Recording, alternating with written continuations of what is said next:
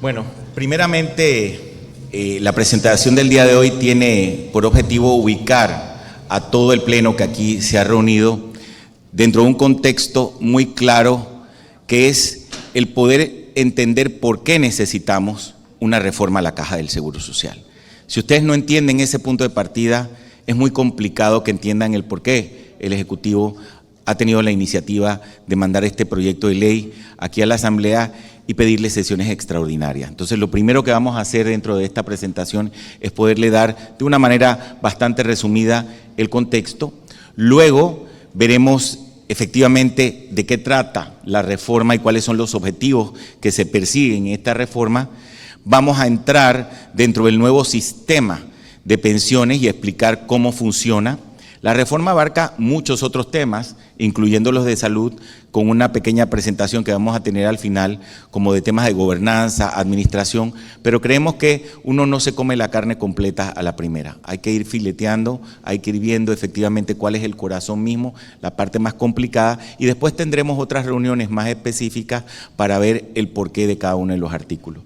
Le comentaba yo a algunos diputados que el día de hoy ustedes van a estar recibiendo de parte mía este mismo proyecto de ley, pero a 3 columnas, porque creo que es mucho más comprensivo para ustedes entender cuál es el punto de partida de la ley, cuál es la reforma que se propone artículo por artículo, pero la tercera columna es muy importante, van a tener el espíritu del cambio. ¿Por qué si hay un cambio se ha decidido esto? Para que ustedes de ahí puedan tener un punto de discusión mucho más fértil. Yo entiendo que dar un proyecto complejo, que no es una ley fácil, es una ley muy técnica, y ninguna ley de pensiones es simpática, todas son antipáticas, porque alguien siempre va a tener que dar algún tipo de esfuerzo. Entonces, yo sé que es mucho más fácil, a mí me ha sido más fácil ese estudio de esa manera, así que ese documento lo van a tener para que de ahí ya ustedes, todos, espero que todos tengan mi teléfono y del equipo técnico que va a estar disponible para ustedes, puedan hacer todas las preguntas, ¿ok? Entonces, empezamos diciéndoles cuál es la situación actual del programa de IBM y después de enfermedad y maternidad. Como ustedes saben, el programa de pensiones actual que tiene la Ley 51 es un programa que está dividido en 2 componentes, lo que se llama el sistema exclusivamente de beneficio definido, comúnmente llamado SBD, y el sistema mixto de pensiones, comúnmente llamado SMP. El sistema mixto de pensiones a su vez se divide en 2, porque es un componente de pensiones que tiene 2 pilares.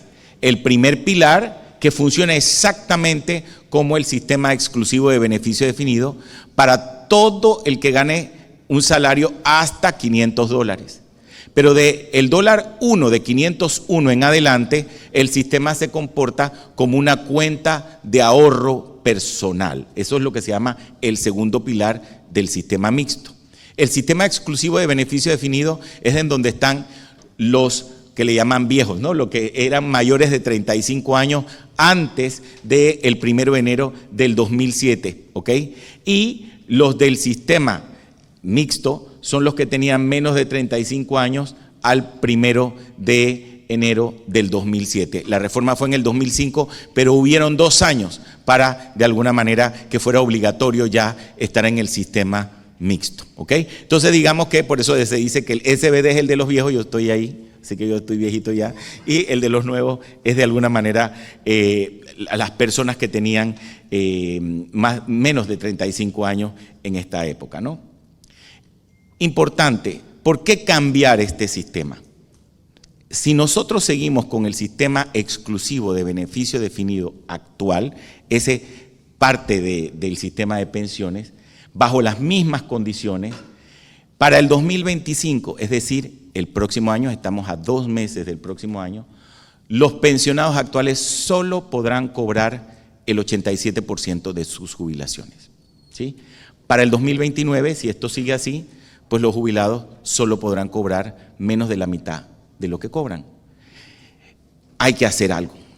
Nosotros no podemos tener falta de paz social simplemente porque el cheque no le llegue completo a nuestros jubilados el próximo año. Este es un tema muy complejo. Cuando yo llegué a la Caja del Seguro Social no pensaba que era tan complejo como me lo encuentro. arcas vacías en el sistema exclusivo de beneficio definido. Y efectivamente, esta no es una ley para no hacer, porque si no hacemos nada, lo único que va a pasar es que nuestros padres, tíos, abuelos, efectivamente, pues no van a recibir el cheque completo de su jubilación. Y digo el cheque completo porque todavía hay gente que cotiza dentro de este sistema. Así que como ustedes ven, hay ingresos. El problema es que el ingreso no alcanza para pagar el pago completo de las pensiones. Entonces, poco a poco, eso se va a ir aminorando y cada vez el cheque les va a llegar menos. Hoy nadie siente que hay un problema porque todo el mundo recibe su cheque.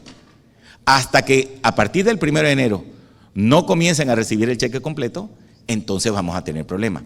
Claro, uno puede tener estrategias de flujo, como vas a recibir el 13% menos, bueno, yo te puedo pagar el 100% de enero a julio, pero de julio en adelante ya no te quito el 13%, te quito más porque te di el 100% en los primeros meses. O puedes quitar el 13% poquito a poquito de enero a diciembre.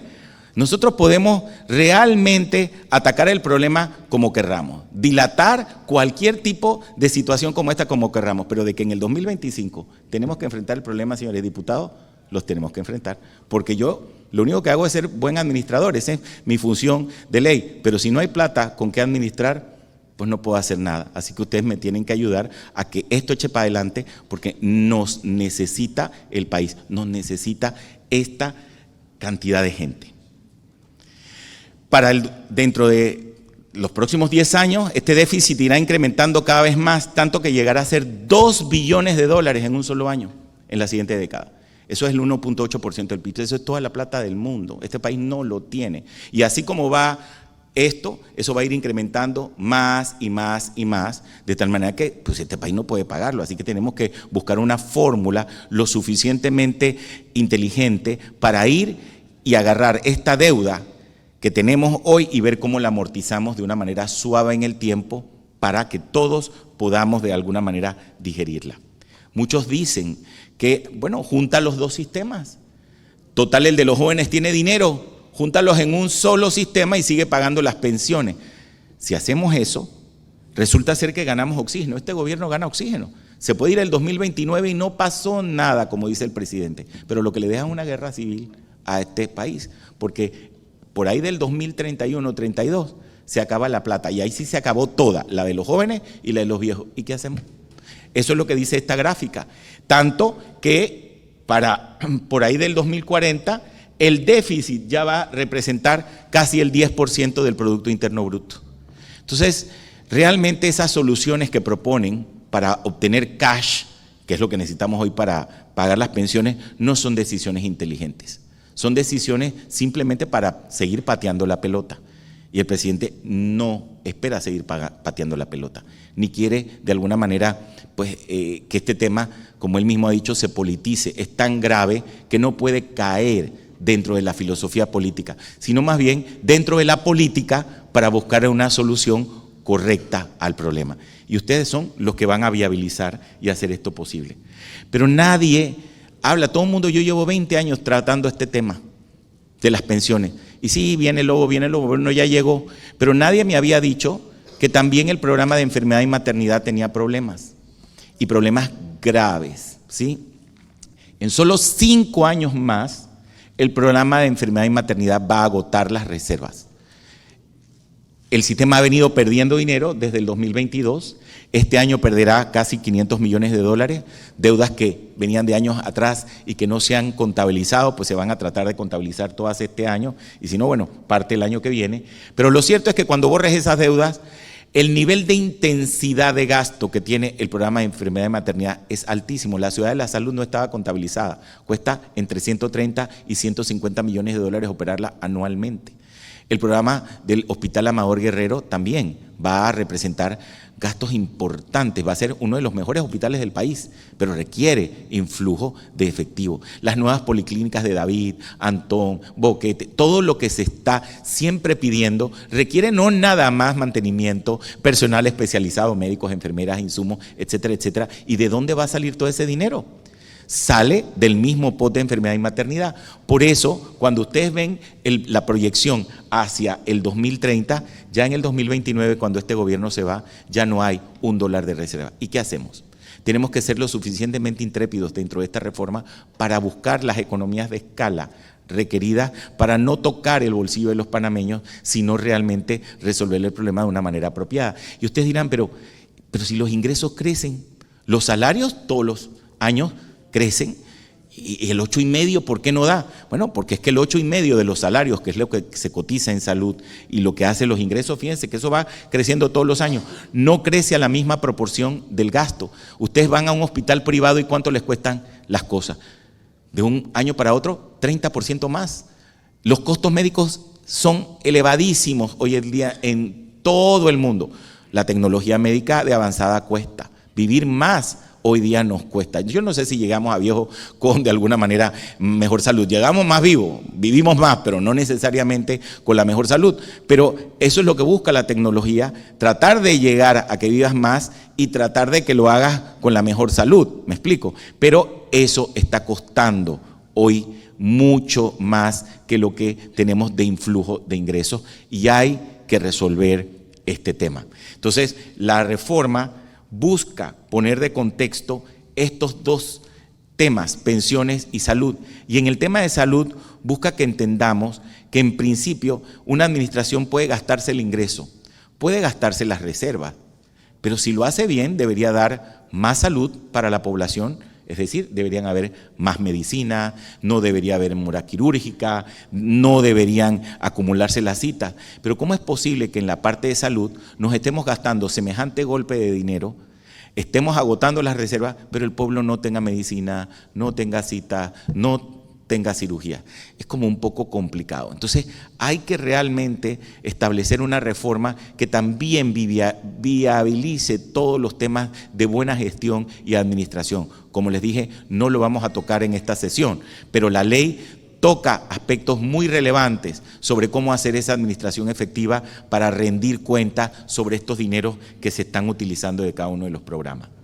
Bueno, el presidente de la República, al ver esta situación, al ver estos números, mucho antes incluso de ser presidente, pues dijo que uno de sus primeros temas a tratar en su gobierno iba a ser el tema de la Caja del Seguro Social, porque era necesario entender que la economía de este país podía sufrir volteos si este problema no, o este desafío no se enfrenta. Llama a las mesas de consulta, llama a las mesas de trabajo y pide que toda la población que representa la misma, diferentes sectores, traiga soluciones a la mesa que nos permitan a nosotros vislumbrar un panorama de soluciones quizás muy diferente al que nosotros pensábamos y enriquecer las soluciones hacia una posible reforma. Y fue muy dichoso y muy a pesar de que muchos de los gremios tenían mucha asimetría, si así se puede llamar, pensaban diferente, ni ellos mismos entendían que eran más las cosas que los unían que lo que los desunía. Y que hay 10 puntos en común muy profundos que generan efectivamente el vehículo correcto para abordar una reforma. Y que yo le llamo el 10 por 10, porque son 10 procesos que de alguna manera fueron coincidentes y esos 10 dan 10 buenas noticias que después las vamos a ver. Uno de ellos fue que todos entendieron los mismos números que entendieron ustedes. Estos números no son ajenos, se les dio a toda la mesa, está colgado en internet todo el esquema de trabajo para salud y para pensiones y todos entendieron que las finanzas de la Caja del Seguro Social estaban comprometidas y todos entendieron que no hacer nada no es una opción, tanto que todos se desbocaron a dar una cantidad de opciones y alternativas diferentes que fue muy complicado analizarlas todas, pero ahí tienen un comparativo en el internet que les permite ver qué dijo cada grupo y dónde están pues las coincidencias. Todos al unísono dijeron la Caja del Seguro Social no debe privatizarse. Eso fue otro punto importante que salió como parte de estas coincidencias en la mesa. Otra de las coincidencias es necesitamos un sistema sostenible para pagar las pensiones que tenemos hoy y pagar las pensiones de nuestros jóvenes del futuro, de nuestros pensionados del futuro. Todos coincidieron con eso, me parece muy profundo también. Este sistema, todos coincidieron, debía ser único y solidario. Claro, cada uno tenía sus definiciones de solidaridad, pero de que todos entendían que todos tenemos que hermanarnos para resolver el problema, eso quedó muy claro. El Estado, todos dijeron, tiene que ser el garante, el fiduciario de esta reforma y el que garantice con el mayor aporte que el sistema va a ser sostenible en el tiempo y no vamos a estar abriendo el capítulo cada tanto tiempo y haciendo una histeria colectiva de que se acaban los fondos, de que de alguna manera no tenemos para pagar las pensiones. El Estado tiene que ser el garante de esto de aquí en adelante para no estar abriendo. Decía el ministro Chapman en unas reuniones y tiene mucho sentido. Pero entonces, ¿por qué muchos países abren y cierran el tema? Bueno, porque lo abordan de manera distinta, uno, pero también las condiciones de los países cambian. Vivimos más, cambian las variables financieras, cambia la demografía, cambian otras cosas que siempre va a permitir hacer ajustes mínimos en el tiempo. Pero se han corrido unos modelos muy contundentes, muy robustos para hacer que las proyecciones tengan el nivel de conservacionismo, de tal manera que no nos permitan no tener que estar abordando en mucho tiempo este tipo de problemas, sino dedicarnos a otras cosas que hagan país de una forma muy contundente. Otra de las coincidencias fue una mejor administración y un cobro mucho más efectivo de la cuota obrero patronal. Todos al unísono dijeron mayores penas, ¿sí? Mayores, de alguna manera, controles administrativos para asegurar que nadie se quede con la cuota obrero patronal y que todos puedan aportar y no haya evasión de este sistema. Todos dijeron que las inversiones son muy pobres, que la caja tiene que tecnificarse, no pueden administrar tantos fondos y todo meterlo en depósitos en el Banco Nacional, porque uno de los influjos importantes para el desarrollo de las pensiones es el ingreso por inversiones, y si no tenemos ingreso por inversiones, esto no va a llegar a ningún lado. Otro de los puntos de coincidencia, todos dijeron queremos mayor transparencia, mayor acceso a la información de la caja, mejores normas de gobernanza. Todos dijeron que querían incorporar dentro del sistema al sector informal y el sector independiente, ¿sí? Que muchos de ellos pues también evaden el sistema, como muchos no tienen la oportunidad. Teníamos que tener un sistema más flexible que diera oportunidades y no rechazara a la gente, sino aceptara a la gente. Y por último, por supuesto, todos querían el menor impacto posible para los trabajadores. Bueno, con esos objetivos el gobierno comienza a trabajar porque son muy contundentes, muy profundos, y el presidente generó un equipo técnico para, en corto tiempo, generar una reforma que, como él bien lo ha dicho una y otra vez, esté centrada en el paciente y en el pensionado, a través de un sistema único, solidario y sostenible. Esas fueron las guías, y sobre eso pues se ha puesto todo un equipo a trabajar hasta presentarlos lo que ustedes tienen el día de hoy. Entonces, como objetivo principal, se da la guía de que la caja, por supuesto, no se privatiza. La caja va a seguir siendo de todos los panameños. Esta reforma asegura que nuestros recursos de pensiones y nuestra salud queden en manos de todos los panameños, no sean privatizados. Una caja, por supuesto, de seguro más eficiente y más transparente, por supuesto que es posible. Y una caja que use cada balboa para devolver salud y bienestar a la gente es lo que se desea de esta reforma. Y en cuanto a esto, pues se buscaron unos objetivos importantes, la sostenibilidad. Vivimos más claramente, así que necesitamos un sistema que sostenga esta realidad y que proteja las pensiones de hoy y del mañana. La reforma va a exigir que todos contribuyamos, pero también asegura que cada panameño al final de su vida laboral tenga una pensión digna. Es importante señalar aquí, todos vamos a tener que contribuir. Buscamos todos los modelos, créanme, si alguien ha corrido modelos soy yo, y ninguno permitía que todo el esfuerzo se generara en un lado. Es tanta la plata que se deben 75,000 millones de dólares, que eso no se puede tomar con carrizo así facilito. Eso tiene que dividirse el esfuerzo porque el Estado da hasta donde da, y entonces pues la reforma tuvo que tocar los tres pilares: el esfuerzo de los trabajadores, el esfuerzo de los empresarios y el esfuerzo del Estado para hacer una reforma verdaderamente solidaria y poder pagar lo que se requiere. La reforma va a tener como objetivo también asegurar el pago regular de los que hoy están pensionados y se van a pensionar del sistema exclusivo de beneficio definido que ya les dije que estaba quebrado. Y busca integrar los dos subsistemas el sistema exclusivo de beneficio definido para los que no sean jubilados y el sistema mixto en un solo sistema, ya unificado todo, en donde haya la optimización del sistema y una mejor administración de los recursos hacia inversiones más productivas, dando una definición de solidaridad muy clara y muy contundente, que ahorita la veremos. El otro objetivo era la equidad. Se van a respetar todos los derechos adquiridos, lo van a poder ver en la ley. Ningún pensionado verá su prestación económica alterada. Se establece un único sistema solidario en el que los jóvenes contribuyen al pago de las prestaciones económicas de los pensionados, obviamente mirándose ellos mismos hacia el futuro también recibiendo pensiones dignas, porque hoy los jóvenes no tenían pensiones dignas. El sistema exclusivo definido da pensiones de 60% más, pero los jóvenes en el sistema mixto empezaban por ahí a tener entre 39 y 40% de pensión. Se les regresa la dignidad de su pensión a través de recapitalizar unas cuotas que se les habían quitado. Recuerden que ya les dije que en el sistema mixto del segundo pilar, en vez de cotizar el 15%, a la cuenta se le quitaba el 5% y nada más cotizaban sobre el 10%, y eso no les permitía acumular la suficiente cantidad de dinero para poder tener una mejor pensión. El principio de suficiencia fue otro de los objetivos de la reforma.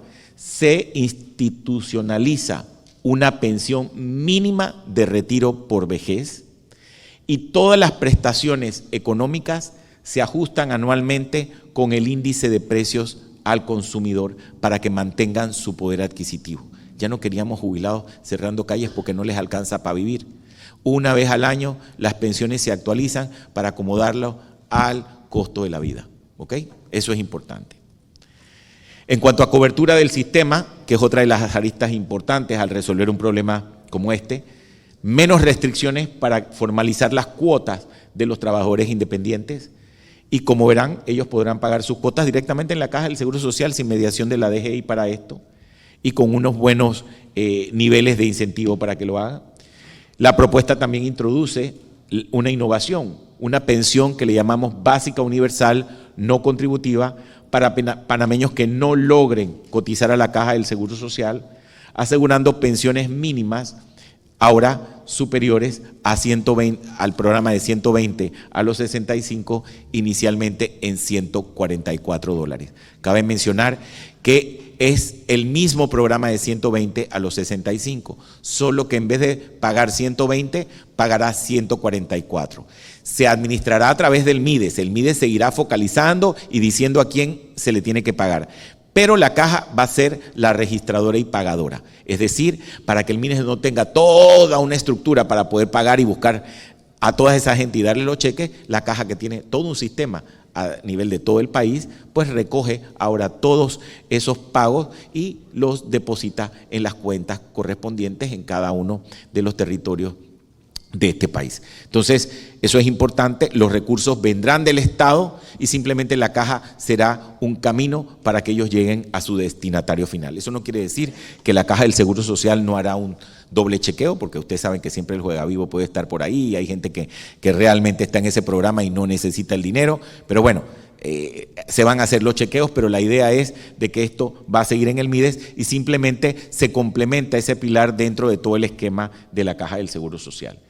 Y el último objetivo, el fortalecimiento institucional. La Caja se compromete a ser más efectiva en la prestación de los servicios de salud, articulándose de manera efectiva con el MINSA.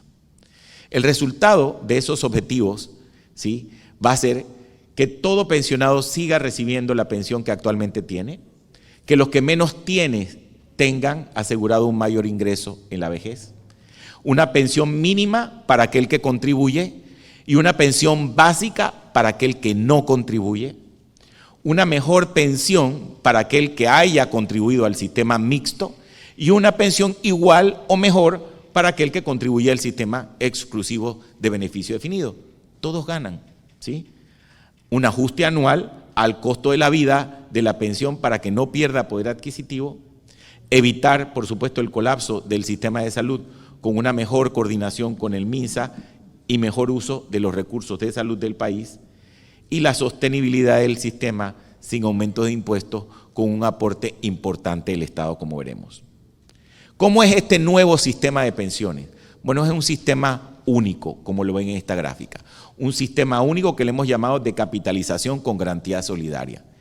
Vale la pena decir que a los jubilados actuales, como ya dije, se respeta su pensión, y a los que le faltan 7 años o menos para jubilarse, no les pasa nada, quedan igualitos. Así que ellos van a recibir su pensión como lo decía el sistema viejo, y me voy a encargar de explicarles cómo funciona el nuevo sistema, es decir, para todo aquel que tiene 7 años o más para llegar a la edad de jubilación, ¿ok? Porque ya saben que los que tienen 7 años o menos no les cambia nada. Primero decir que el sistema nuevo es un sistema de capitalización de ahorros personales, que le llamamos nosotros ahorro pensional. Tú vas a tener una jubilación basado en los aportes que has hecho al sistema. Hay solo 3 variables que garantizan la sostenibilidad de un sistema, señores diputados. 1, buenos aportes. 2, buenos rendimientos. Y 3, que los beneficios que se otorguen estén ligados a la expectativa de vida. Quien les diga otra cosa, les está mintiendo o está jugando vivo. Un sistema no puede generar pensiones más allá del financiamiento que tiene. Si genera más pensiones del financiamiento que tiene, alguien tiene que pagar la cuenta. Pues no la estamos pagando como país el día de hoy, porque los sistemas que hemos generado hasta este momento han generado pensiones que no cuentan con el financiamiento adecuado para poder ser otorgadas. Y obviamente al no tener el financiamiento adecuado, hoy estamos haciendo esta reforma. Eso es importante. Entonces, la filosofía de esta reforma busca que de aquí en adelante las nuevas generaciones no tengan más problemas.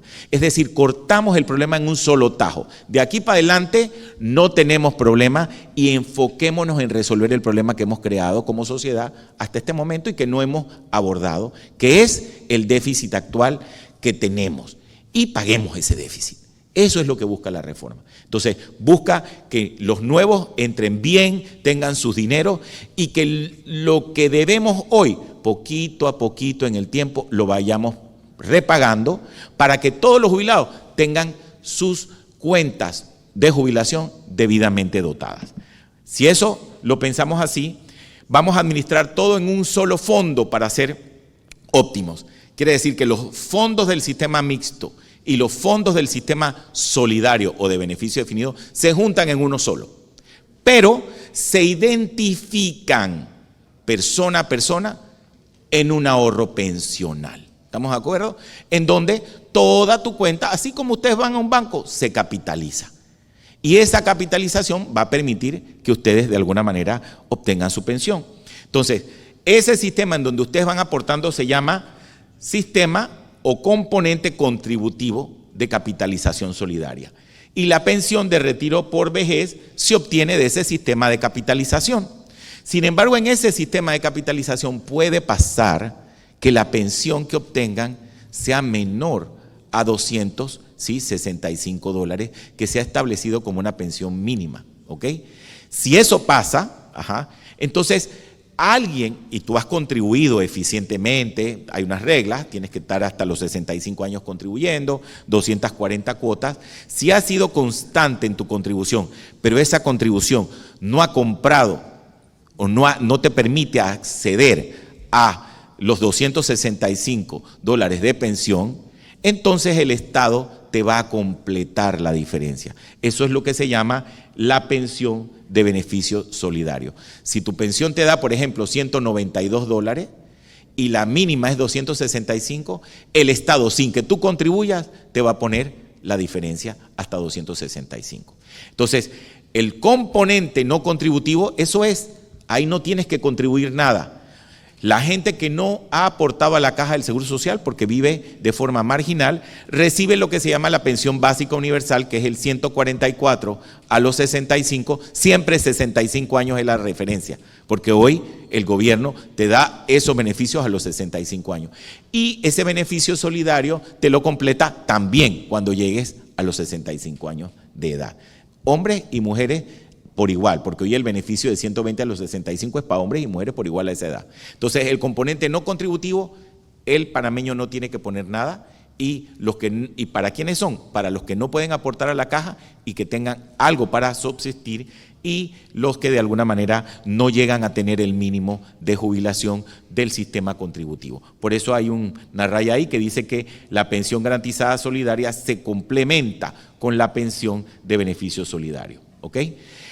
Y esta es una gráfica de qué es lo que entra a ese sistema, cómo se fondea el sistema o por qué permite pagar beneficios. Bueno, el sistema se fondea de la siguiente forma: la cuota obrero patronal anterior se mantiene, 15%, ¿ok?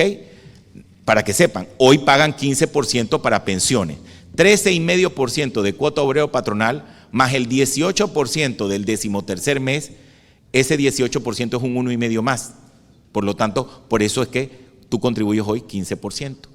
Los empleadores van a poner 3% más dentro de este sistema y va a haber un aporte sin precedentes del Estado para mantener el sistema de 966 millones de dólares por año. Cifra fea, ¿no? Un poquito fregada, no pudo ser 950. No, bueno, actuario al fin teníamos que ser, y con el ministro de Economía y Finanzas estábamos viendo los números y hay que poner el número que da el modelo. El número que dio el modelo para estabilizar el sistema son 966 millones de dólares.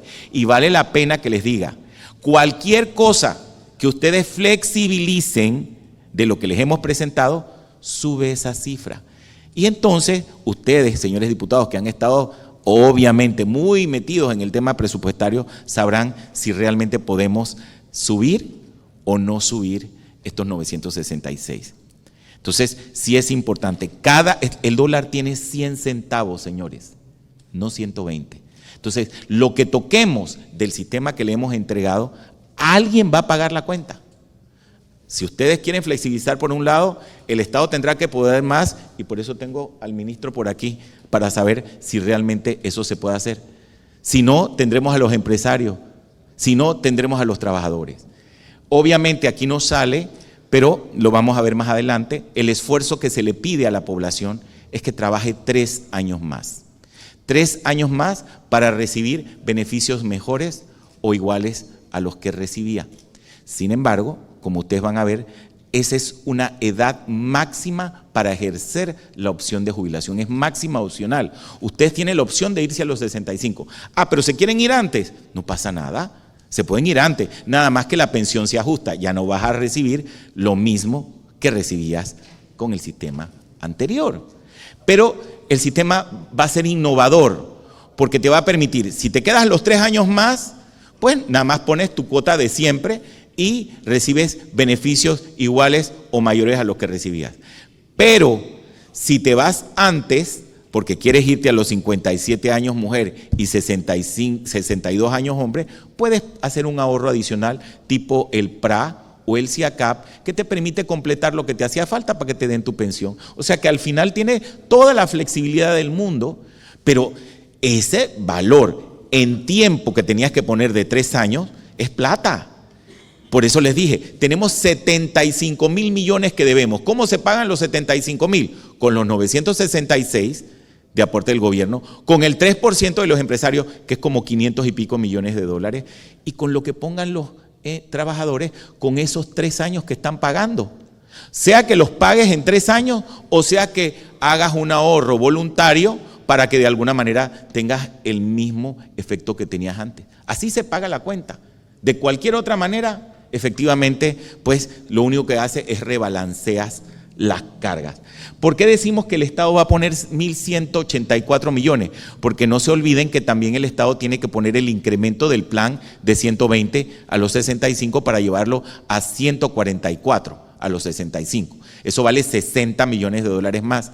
Y el Estado como empleador también tiene una planilla de la cual tiene que pagar el 3%. Eso vale 158 millones de dólares. Así que el Estado está poniendo en total una suma de 1.184 millones, en exceso a lo que ya ponía hoy. Estos son dineros frescos, porque hoy ya el Estado pone dinero en la caja del Seguro Social, 20.5 para estabilizar los intereses, 25 millones en el programa de salud, en fin. O sea, cuando ustedes suman, esto es dinero fresco que el Estado va a poner.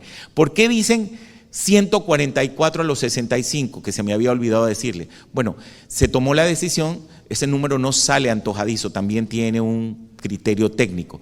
La línea de pobreza es un cálculo que hace el Ministerio de Economía y Finanzas cada año, y el último cálculo que se hizo estaba en 144, y la idea es llevar siempre ese programa a la línea de pobreza.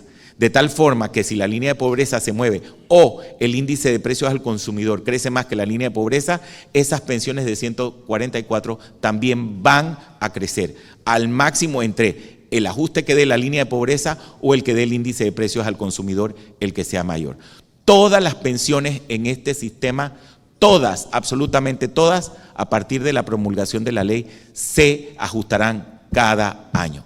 Así que, bueno, tenemos un muy buen sistema robusto que se crea con esto.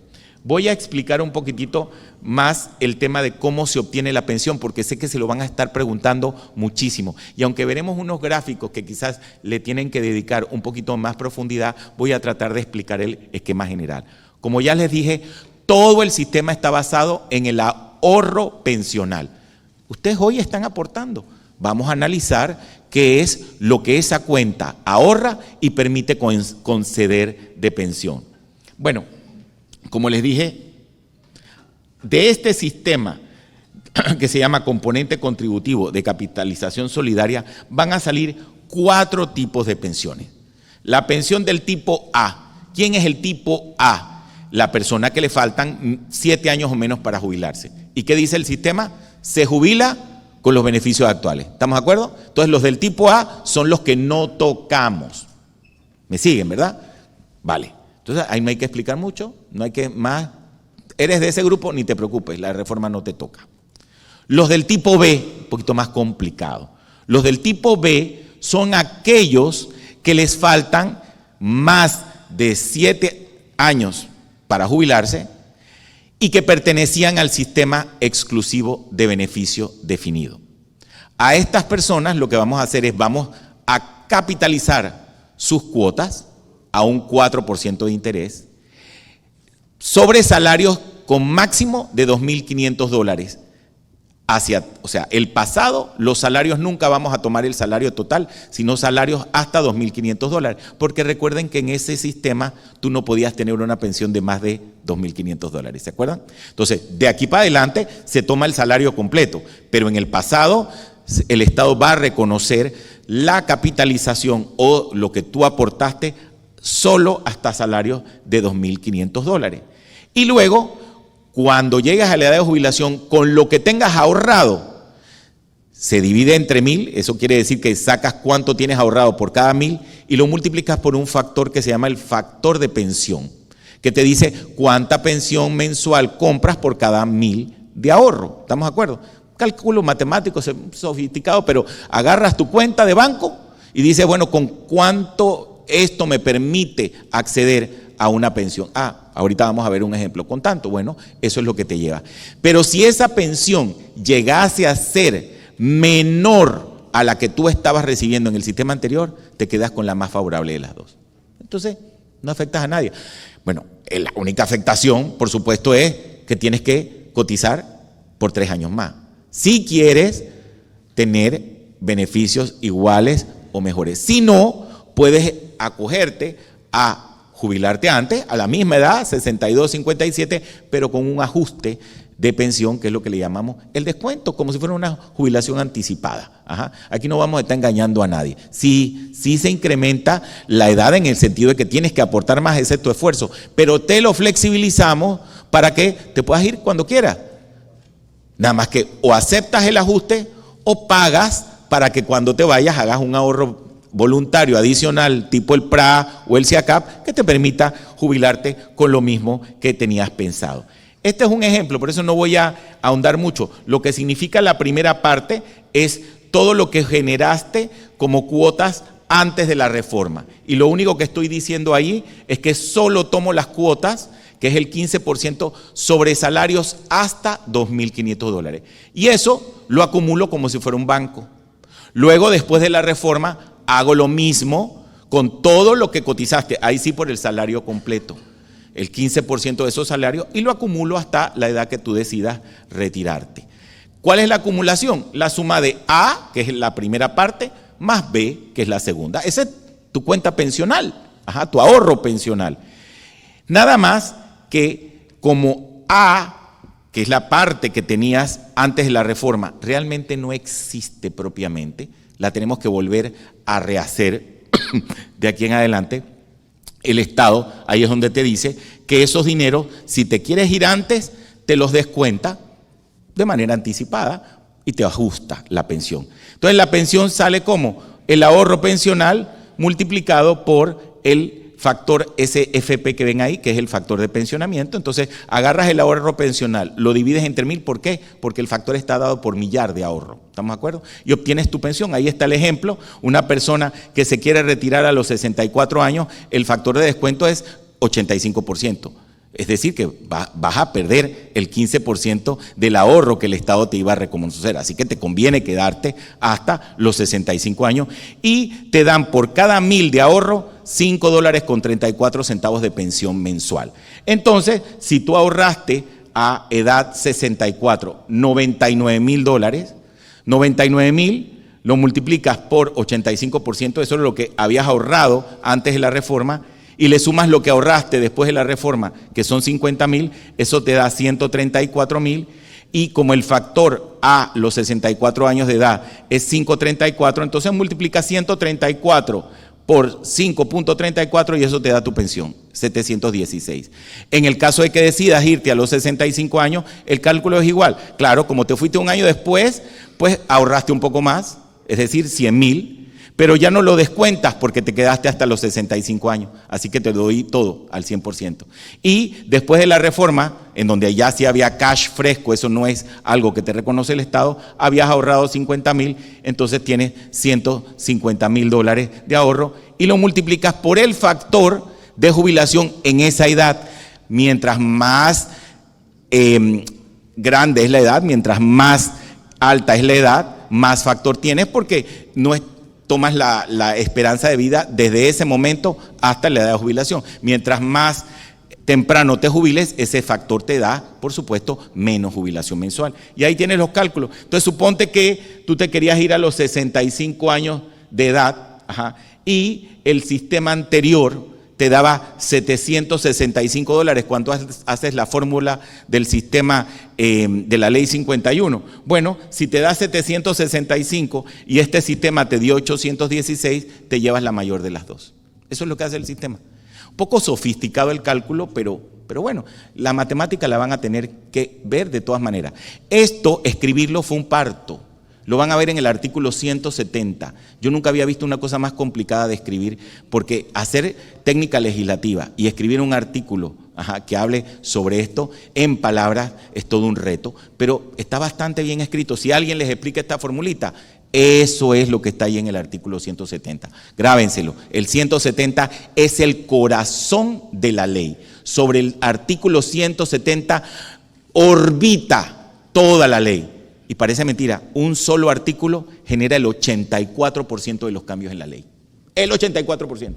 Solo ese artículo. Así que para poder entender el 170, tienen que tocar cualquier cantidad de artículos. Ahora los del tipo C, que son los del sistema mixto. ¿Qué les pasa a los del sistema mixto? Igualito.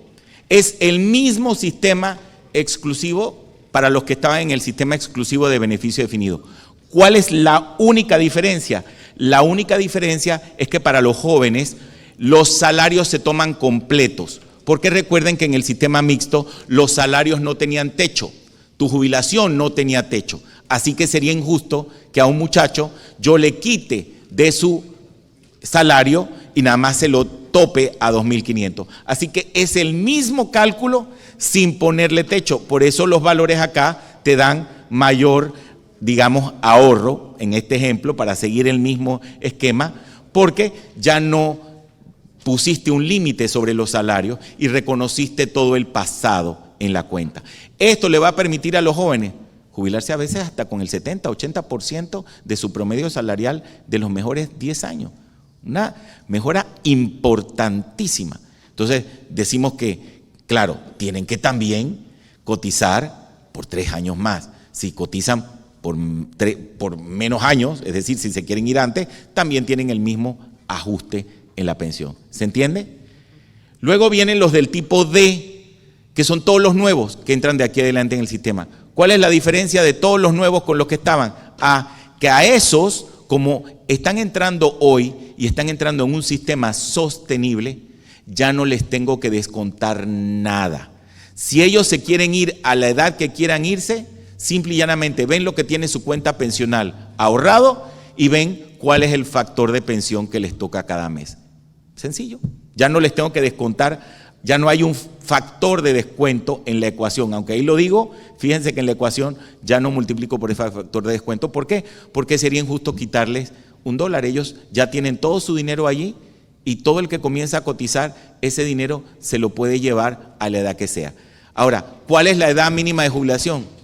No existe. El único requisito para que para que el sistema te otorgue una jubilación, es que esa cuenta de ahorro pensional genere una pensión de $265. Si la cuenta compra una pensión de $265 y eso lo hiciste a los 37 años, ya te pensionan con lo que tienes ahí y se acabó. Interesante, ¿no? Entonces ya el sistema ya no depende de la edad, depende de la opcionalidad, de lo que tú quieras hacer. Tienes la flexibilidad para hacer lo que tú quieras. Entonces, eso es lo que gana el sistema. Un fondo único, subcuentas de ahorro pensional divididas. Sabemos cuál es la de Dino, sabemos cuál es la de María, la de Pedro. Eso lo van a tener en 2 meses. Tenemos en la caja que sacar la información del mainframe y ponerla a disposición de servidores modernos para que cada panameño se meta a su celular y pueda ver su estado de cuenta como lo ve en Profuturo o Progreso y vea sus inversiones. Eso es lo que van a tener. Quisimos tener esa calculadora que ustedes les permitiera hacer esos cálculos, pero es imposible tenerla lista ahorita porque es un proceso largo de extraer toda esa data y poder ponerla a disposición. Lo que van a tener la próxima semana, señores diputados, para todo el público, son calculadoras en el portal de la caja y en diferentes sitios que le van a permitir a todos los panameños hacer proyecciones y jugar para saber cuánto va a recibir y que vean cómo les toca contra el viejo, contra el nuevo y de alguna manera hacer todo aquello que requieran. Con la idea de que haya transparencia y que el que está mintiendo en la calle, pues no los dejen porque ahí están los cálculos. ¿Me explico? Entonces, yo creo que más transparencia de la que se quiere buscar en esto, pues no hay. En resumen, el aporte del Estado va a ser, como ya les dije, 966 millones, más la cuota patronal de 158 por el 3% que le toca, más los 60 millones, se me fueron aquí, del programa de $144, que se sube de 120 a 144 los 65. El aporte de los empleadores se sube 3%, el 70% más de lo que aportaban. Ellos aportaban 4.25, ahora van a aportar 7.25. Y para que ya quede de una vez desbancada la pregunta, oye Dino, pero entonces están aportando obrero patrono en total 18%, pero tú me acumulas nada más 15% en la cuenta. ¿Por qué no me acumulas el 18%? Porque a ustedes se les olvida que la caja también paga beneficios de invalidez y beneficios de muerte, orfandad, viudez, antes de la edad de jubilación. Esos beneficios son un seguro. Ese seguro cuesta por ahí del 2%. Y el 1% que falta es lo que todos vamos a contribuir en solidaridad al POT, porque también esos seguros cuestan plata y se desvían. Y hay que pagarlos. Hoy no se están pagando y son parte del déficit y eso es mucho dinero. Es importante también decirles que todas las pensiones que otorga el sistema son pensiones mancomunadas. ¿Eso qué quiere decir? Que si tú falleces después de la edad de jubilación, la viuda o el viudo sigue cobrando, como hoy, el 50% de lo que cobraba el pensionado. Eso no cambia. ¿Estamos de acuerdo? Entonces, se actualizan las pensiones para que se ajusten al costo de la vida y tenemos todos estos métodos o tipos de pensionados dentro del sistema. Y por último, y sin quererlos aburrir más porque lo van a ver dentro de toda la ley, El objetivo es de hacer eficiente el sistema de salud. De eso el ministro Boyd les puede hablar con mucha más precisión, porque él fue el que estuvo dentro de las mesas coordinando todo el tema de salud. Pero a manera de resumen, porque soy el expositor, pues queremos hacer un sistema más ágil, más eficaz, centrado en el asegurado y sus dependientes, como han visto que yo vivo diciendo, y el presidente lo dice, y por eso tenemos que alinearnos a esa filosofía. El centro de todos nuestros servicios es el asegurado, y quien no haga eso tiene que dejar la institución. El sistema tiene que coordinarse de manera eficiente para dar servicio a los jubilados, pensionados, asegurados y sus dependientes, cubiertos por el riesgo de enfermedad y maternidad, y a los trabajadores cubiertos también por riesgos profesionales.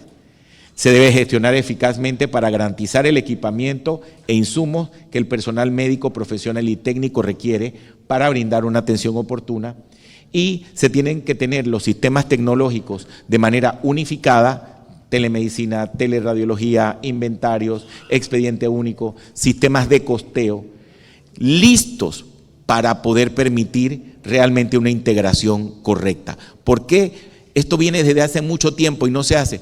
Porque no tenemos los sistemas de costeo, porque nadie se pone a hacer la plataforma para que se pueda a través de ella efectivamente generar esa coordinación eficaz. Bueno, nos hemos puesto a trabajar para que en poco tiempo tengamos todos estos sistemas unificados y de ahí podamos realmente comenzar a ver los frutos de esta integración. Esto no es ciencia oculta ni física cuántica. El presupuesto de la Caja del Seguro Social para atender al 70% de la población son como 1.500 millones de dólares, como lo vieron allí. Y como le he dicho, el presupuesto de salud para atender el 30% de la población son como 2.000 millones de dólares. No hay que ser muy matemático para saber que cuando juntas los dos presupuestos, entonces te tienen que se eliminan duplicidades, utilizas la economía de escala y te tiene que servir para atender al 100% de la población, por lo menos por un buen tiempo más, sin pedirle una cuota obrero patronal adicional. Entonces, ni tampoco aportes adicionales al Estado. Entonces, pues con esto quiero terminar pues mi presentación, diputado, abriendo el set de preguntas y respuestas, y como les dije, todos los demás detalles los vamos a ir viendo poco a poco, y sé que les va a salir inmediatamente las cosas diferentes cuando les pase el comparativo del proyecto de ley. Yo prefiero que el ministro de Salud, sé que diga sus palabras ahí, y también el ministro de Economía, y una vez que ellos, los dos hablan, entonces ustedes le hacen las preguntas al que ustedes pretendan, ¿no? Así que, señor ministro Fernando Boyd. Gracias, señor presidente. Yo seré muy breve porque yo prefiero escuchar las preguntas de ustedes, que sé que tendrán muchas interrogantes.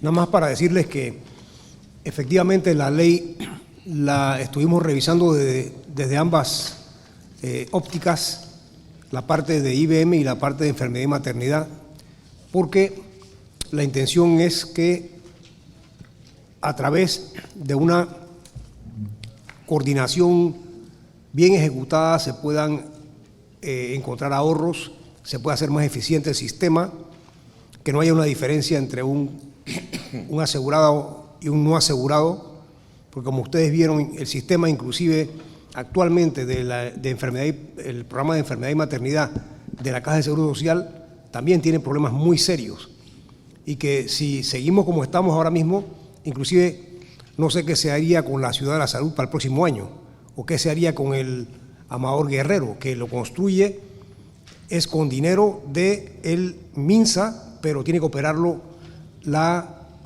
Caja de Seguro Social. Entonces, estas estructuras tienen que ser, todo tiene que ser muy bien coordinado para buscar los ahorros necesarios.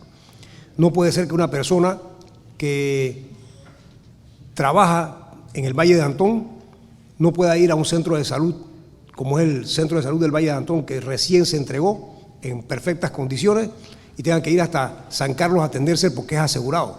O al revés, que en el Joaquín Pablo Franco Zayas un paciente no se puede atender porque efectivamente él no está asegurado y la atención de oftalmología la dan a través de la cerca, en el otro lado que es la policlínica.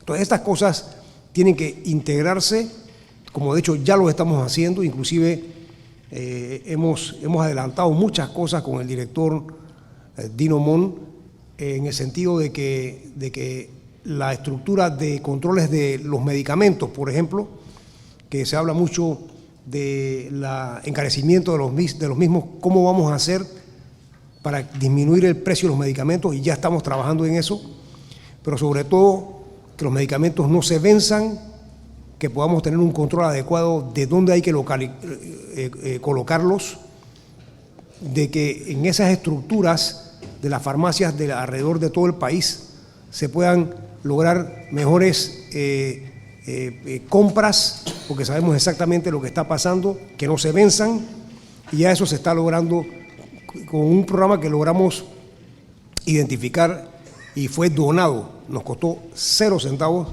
a ambas instituciones, y luego estamos poniendo esto a funcionar de manera de que ya en poco tiempo esto funcione de una forma adecuada. Así es que yo creo que haciendo el refuerzo que necesitamos dentro de la estructura que ya están metidos ahí en la modificación de la ley orgánica, se pueda entonces llevar a cabo esa coordinación de ambas estructuras de manera que sean lo más eficientes posible ambas. Estoy seguro que eso va a producir un mejoramiento de a quien nosotros nos debemos, que es al paciente. Así es que nada más que dejo eso, creo que estoy abierto para sus preguntas y me interesan mucho. Gracias, señor ministro. Ministro Felipe Chapman. Muchas gracias, presidente. Yo voy a ser aún más breve.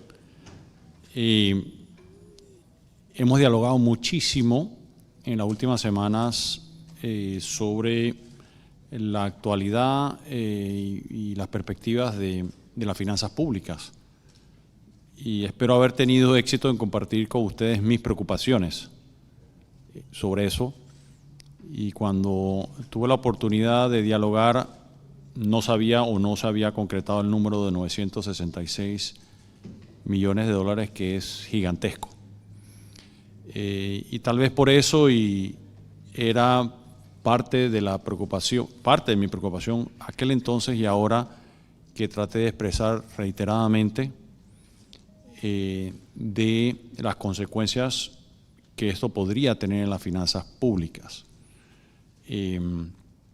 Realmente eso es lo que me motivaba. Yo no sabía el monto que en que iba a terminar o se iba a proponer en esta reforma, pero estaba consciente desde hace años que no había forma, como decimos en buen panameño, de cuadrar las cuentas si no había un aporte solidario de los ciudadanos al programa de pensiones de la Caja de Seguro Social, inclusive de muchos ciudadanos que no son asegurados, a los cuales le estamos pidiendo un esfuerzo extraordinario de solidaridad con sus conciudadanos que sí son asegurados. Porque no hay tal cosa como los dineros del gobierno o del Estado, no, son los dineros de los ciudadanos que un gobierno transitorio y ministros transitorios, este que les habla, tiene la responsabilidad fiduciaria de administrar dineros que no le pertenecen a uno, ni a la Asamblea ni al órgano ejecutivo, son dineros ajenos que tenemos que administrar como buen padre de familia. Así que es un reto de valentía presentarse al país y pedir esta contribución solidaria de más del 50% de las personas de este país que están en el sector informal, que apoyen la seguridad social. Yo creo que es importante recalcar eso, que estamos pidiendo un esfuerzo extraordinario de los ciudadanos que no son asegurados. Y de hacerlo, yo creo que es un gesto de una generosidad y un desprendimiento gigantesco de los ciudadanos, y yo creo que eso hay que reconocerlo y que los asegurados se lo reconozcan a esos compatriotas. Dicho eso, aumentar la edad de jubilación, que es lo que he visto que más molestias ha causado, lo comparto. Es muy desagradable ser portador de malas noticias como esa. Ahora bien, con una población que tiene la dicha, la fortuna y el beneficio por los cambios en el mundo y en el país de poder vivir más, creo yo que lo responsable es decirles, hay un modelo que le garantice a usted que vivir más le garantiza tener una pensión por esos años extras. Decir lo contrario es dejarlo en un grado de incertidumbre y angustia tremenda, a mi pensar. Dicho eso, ¿se puede no tocar la edad de jubilación? Sí, pero esa brecha se tiene que financiar de alguna forma. Y ahora le tocará a esta augusto Cámara recibir propuestas o generar propuestas, si ese fuese el caso, de cómo financiar esa diferencia. Si esa diferencia es de aporte de contribuyentes, no del Estado, no del gobierno, de ciudadanos que ponen su dinero, entonces si les vamos a pedir más de 966, digamos, bueno, y el cálculo, hay que realizar el cálculo, bueno, se le va a pedir 1.200, 1.500, 2.000 millones, y traducirlo eso por habitante, cuánto le estamos pidiendo a cada ciudadano que sea solidario y aporte. Porque el dinero no viene de Marte, no crece un árbol, alguien lo tenemos que poner, las personas lo tenemos que poner. Y yo creo que eso es importante hacer énfasis en ello. Y si hay otras propuestas que no hemos visto de cómo financiar eso, yo creo que sería de gran valor escucharlas y sustentarlas, y la sustentación es fundamental para no prometer lo que no se puede cumplir. Por eso es que en este proyecto de ley la palabra adecuada no es consenso, porque esto fue una metodología distinta, donde estuvimos en mesas de trabajo escuchando distintas propuestas. Todas las propuestas de distintos sectores con características muy diferentes, donde hubo coincidencias, están incluidas en esta propuesta. Hay otras de esos mismos sectores que no había coincidencias, que muchas de esas no están, algunas inclusive porque no se logró demostrar la viabilidad financiera de sostenibilidad. Es decir, son propuestas que cualitativamente suenan muy buenas, pero al realizar los cálculos no dan los números. Entonces sería irresponsable incluirlos en un modelo que no podemos sustentar ni ante uno mismo. Y por eso no están allí. Y ahora le toca la inmensa tarea de enorme responsabilidad ciudadana y patriótica a esta Asamblea, no solo debatirlo, sino recibir y escuchar a la población, que van a recibir muchas propuestas, y me lo adelanto, algunas que van a ser inviables, que cualitativamente son muy atractivas. Nuestra recomendación es, si le van a proponer al país, se van a tomar las decisiones de esos cambios, que todo ciudadano tiene el derecho de presentar propuestas distintas, es también que lo que se contenga en esta ley se pueda sustentar de que es viable y sostenible, y que lo que se promete se puede cumplir. De lo contrario, vamos a regresar a esta misma discusión en 3 años, en 5 años, en 7 años. Yo creo que este país no aguanta más eso. Lo que pretende esta propuesta, una de las cosas que sí tiene, es en un mundo relativamente normal, que no haya pandemia y no haya catástrofes de esa índole, estos ajustes pueden ser casi que indefinidos en el tiempo. Tiene un equilibrio matemático muy fino. Si se alteran esos números, como dice el director Mon, hay que correr todo el modelo al tocar esas variables, y las probabilidades son altísimas que si hacemos eso estaremos de vuelta en esta misma conversación y diálogo en 3 años, en 5 años o en 7 años, versus tal vez que sean 50 años y hay que hacerlo. Eso es muy importante tenerlo presente. Y de allí también tomar muchas de las medidas innovadoras que se han incluido en esta propuesta, como asegurarnos que todo panameño, aunque no logre, que no haya contribuido a la seguridad social, tenga acceso a una pensión digna que le proteja en su vejez. Creo que eso es fundamental también decirlo. Y nuevamente, un acto de solidaridad sin precedentes. Para esto, también nos hemos dedicado a estudiar modelos de pensión administrados por estados, porque esto es del Estado, no privatizado. Y quienes me han escuchado a lo largo de mi vida, yo jamás he estado a favor de privatizar la Caja de Seguro Social. Nunca. Nunca lo he estado y no lo estoy ahora. Y cuando estudiamos esos casos, estudiamos casos de éxito y de fracaso. Y ese aprendizaje está incluido en esta propuesta. Que no es perfecta, es perfectible, por supuesto, está construida por humanos. Y si hay propuestas que lo mejoren, amén. Así que yo no me quiero extender más y más bien recoger las preguntas que ustedes puedan a bien tener y que yo pueda tratar de responder, aunque desde el punto de vista de las finanzas públicas ya han escuchado bastante de mí, no los quiero en las últimas semanas y no los quiero aburrir. Así que muchas gracias, presidente.